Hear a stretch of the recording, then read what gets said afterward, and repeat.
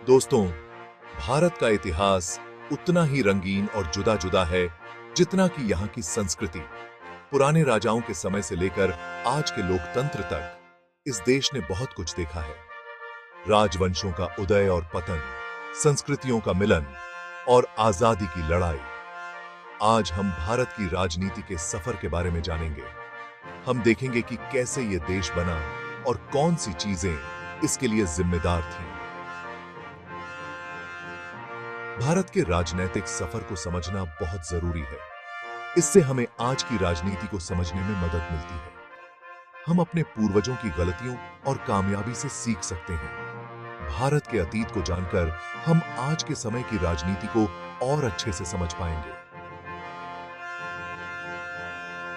प्राचीन भारत में कई शक्तिशाली साम्राज्य हुए जिन्होंने यहां की राजनीति को हमेशा के लिए बदल दिया।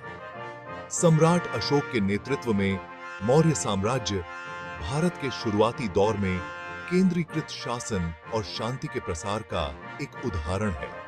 गुप्त साम्राज्य, जिसे अक्सर भारत का स्वर्णिम युग कहा जाता है, ने कला, विज्ञान और साहित्य को बढ़ावा दिया। साथ ही प्रशासन की एक बेहतरीन व्यवस्था भी स्थापित की। इन साम्राज्यों ने भारत के राजनीतिक विकास की नींव रखी, जिसमें धर्म, राजनीति और सामाजिक व्यवस्था के महत्व पर जोर दिया गया। दक्षिण में चोल वंश, जो अपनी नौसेना के लिए प्रसिद्ध था, ने दक्षिण पूर्व एशिया तक अपने प्रभुत्व का विस्तार किया। इन प्राचीन साम्राज्यों ने न केवल भारत की राजनीतिक सीमाओं को आकार दिया, बल्कि शासन, सांस्कृतिक आदान प्रदान और बौद्धिक विकास की विरासत भी छोड़ी। भारत में मध्ययुगीन काल में नए राजवंशों का उदय हुआ और इस्लाम का आगमन हुआ, जिससे सांस्कृतिक आदान प्रदान और राजनीतिक संघर्ष का एक जटिल दौर शुरू हुआ। 16वीं शताब्दी में बाबर द्वारा स्थापित मुगल साम्राज्य अपने साथ शासन का एक अलग तुर्क मंगोल तरीका और सापेक्षिक स्थिरता और समृद्धि का दौर लेकर आया। अकबर जैसे मुगल सम्राटों ने धार्मिक सहिष्णुता की नीतियां अपनाई और अपने राज्य के भीतर विभिन्न समुदायों को एकीकृत करने की कोशिश की। हालांकि 18वीं शताब्दी में साम्राज्य के पतन ने क्षेत्रीय शक्तियों के उदय और अंततः यूरोपीय औपनिवेशिक ताकतों के प्रवेश का मार्ग प्रशस्त किया। इस युग में दक्षिण में विजयनगर साम्राज्य और उत्तर पूर्व में अहोम साम्राज्य जैसे शक्तिशाली साम्राज्यों का उदय हुआ, जिनमें से प्रत्येक ने भारत के विविध राजनीतिक और सांस्कृतिक ताने बाने में योगदान दिया। भाग 4, अंग्रेजों के राज तले, ब्रिटिश उपनिवेशवाद और उसका प्रभाव। 18वीं शताब्दी में ईस्ट इंडिया कंपनी के आगमन ने भारत के राजनैतिक इतिहास में एक महत्वपूर्ण मोड़ ला दिया। व्यापार, कूटनीति और सैन्य शक्ति के संयोजन के माध्यम से अंग्रेजों ने भारतीय उपमहाद्वीप के विशाल क्षेत्रों पर नियंत्रण प्राप्त कर लिया। ब्रिटिश राज ने महत्वपूर्ण राजनीतिक, आर्थिक और सामाजिक परिवर्तन लेकर आया। पश्चिमी शिक्षा और कानूनी व्यवस्था का भारतीय समाज पर गहरा प्रभाव पड़ा। हालांकि ब्रिटिश शासन शोषण और भारतीय उद्योगों के दमन द्वारा भी चिह्नित था। 1857 का सिपाही विद्रोह ने राष्ट्रवाद की लपटों को हवा दी और स्वतंत्रता संग्राम के बीज बोए।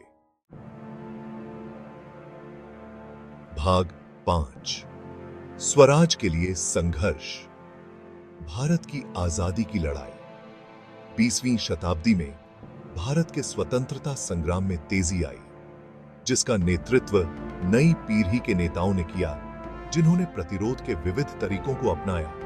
महात्मा गांधी का राजनीतिक परिदृश्य पर आगमन एक महत्वपूर्ण मोड़ था, क्योंकि उन्होंने सत्याग्रह, अहिंसक प्रतिरोध के अपने दर्शन के माध्यम से जनता को संगठित किया। गांधी के नेतृत्व में भारतीय राष्ट्रीय कांग्रेस ने कई जन आंदोलन शुरू किए, जिनमें असहयोग आंदोलन और भारत छोड़ो आंदोलन शामिल थे, जिन्होंने ब्रिटिश शासन की नींव हिला दी। गांधी के साथ जवाहरलाल नेहरू, सरदार वल्लभ भाई पटेल और सुभाष चंद्र बोस जैसे अन्य प्रमुख व्यक्तियों ने स्वतंत्रता आंदोलन के पाठ्यक्रम को आकार देने में महत्वपूर्ण भूमिका निभाई।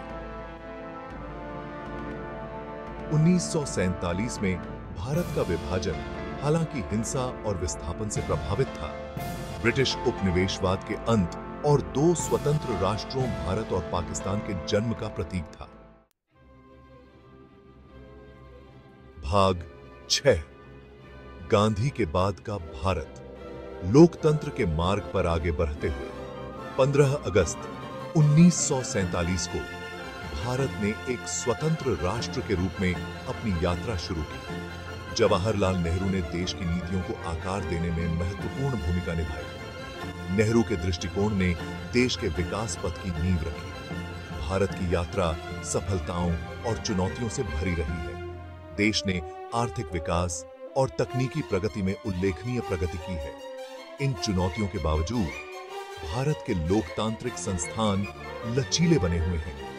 21वीं सदी में भारत को नए अवसरों और चुनौतियों का सामना करना पड़ीसी जम्मा की टीएच रहा है।